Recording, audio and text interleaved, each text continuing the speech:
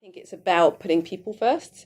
It's about kind of being aware of your impact on the environment, as well as making profits. And someone said this morning a really interesting kind of phrase that actually the aim, I think that we need to focus on is building a stakeholder value, not shareholder value. And so moving that focus really from just financial profit to, social and environmental profit with financial profit. It's about metrics. It's about measuring your success and what your key drivers are for success.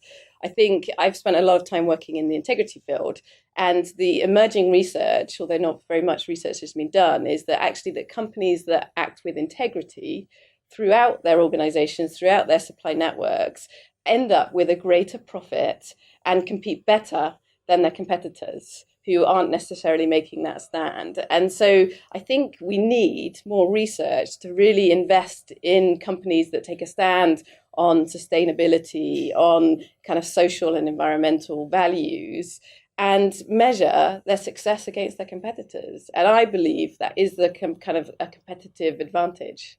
I think millennials are looking for value propositions in organizations. They care about what the mission and the purpose is of the organization, not just the bottom line. And so the best talent now is going to organizations that have a social purpose. And that is really important, I think, in terms of changing the model. And I think big organizations are listening to that and seeing that and trying to adapt to attract the greatest talent and to bring the greatest stakeholder value, not just shareholder value. I really believe people are trying to adapt within the existing system, but there's a dissatisfaction that is not working. And so they will often mobilize around particular causes to try and bring change.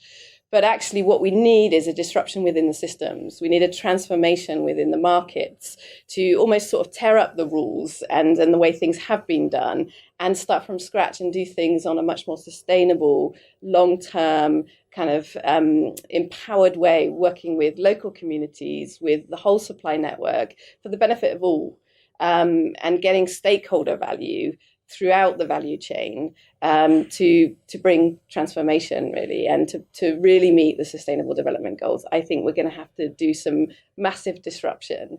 And I think we see disruption in lots of sectors, with Uber and, some of the stuff that's going on in technology. And I think what would be amazing is if the disruptors could turn their attentions to some of the biggest challenges we face in the world. So whether that's climate change or sustainability, if the disruptors could focus on fixing those problems, we could see massive transformation. And that, for me, would be super exciting.